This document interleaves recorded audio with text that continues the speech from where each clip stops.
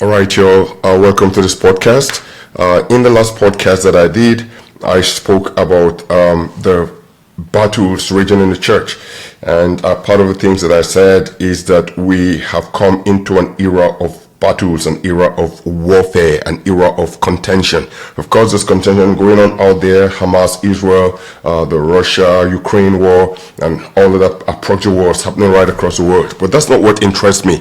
I'm more interested in the battle that's taking place in the church. And I define the nature of that battle as the battle for truth. The ground is always shifting under the church. If we look back historically at the formation of the church, history informs us, the Bible tells us that on the day of Pentecost something happened in Jerusalem. The church literally was born. The church that was born, like we teach, was very simplistic, was in its early stages. We call it the early church or the primitive church. But over the years, the church went on to become more majestic, more glorious, more powerful. It took on Rome as an empire, shook Rome and destroyed it. It destroyed the barbarian cultures of the then world. It planted itself right across the world, and today we have Christianity on every continent. Christianity even among almost every people group. So the church prevailed, the church triumphed, the church continued to grow. But something happened, in its historic evolution. The integrity of what Christianity really means, of what the faith really means, has been attacked again and again and again. And throughout history, we found out the people, who have received a very potent heavenly thing, after a while find out they don't have that anymore. What they do have, is something that's become organizational, something that's become cultural, something that's become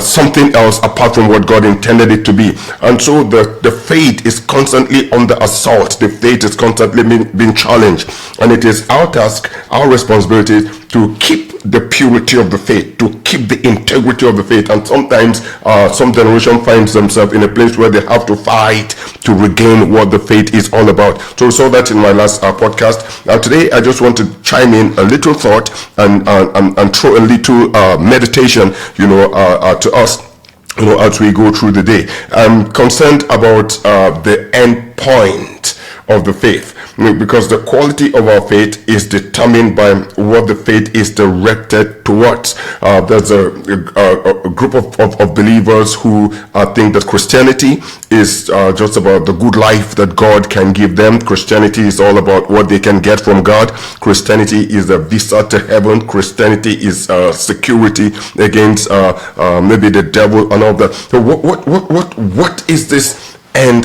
thing that we say? What is the end point of Christianity? And I'm not speaking in a general academic sense. I'm speaking about how it affects you. What is the hope that's in you?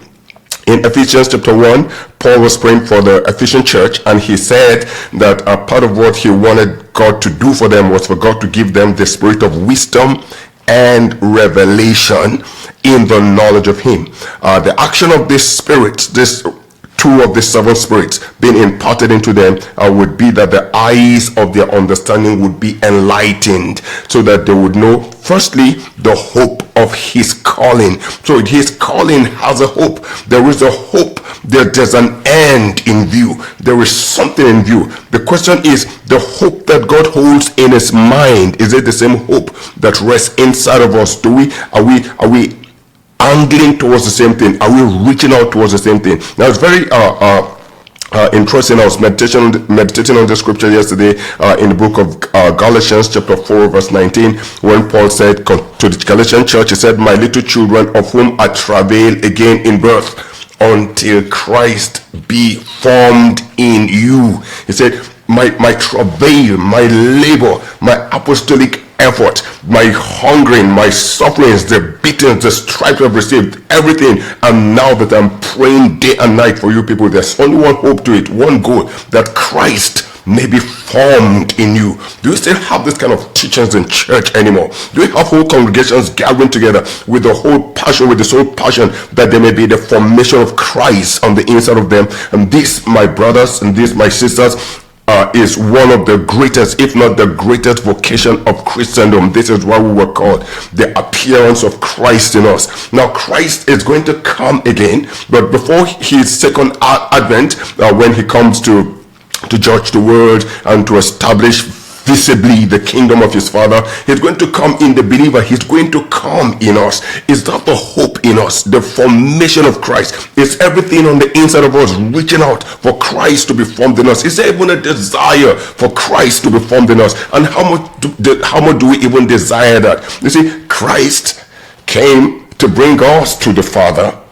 In his mind, his mission was not complete. You know, when he raised Lazarus from the dead, when he fed the 5,000 and all that, he was heading towards the cross. He was going towards the cross. To what end? Because there at the cross, he will set aside the old creation. There at the cross, he will do away with everything that hindered us from reaching the Father. And there at the cross, he would bring us to the Father. The scripture puts it like this. It says, Christ was once offered to take away sin.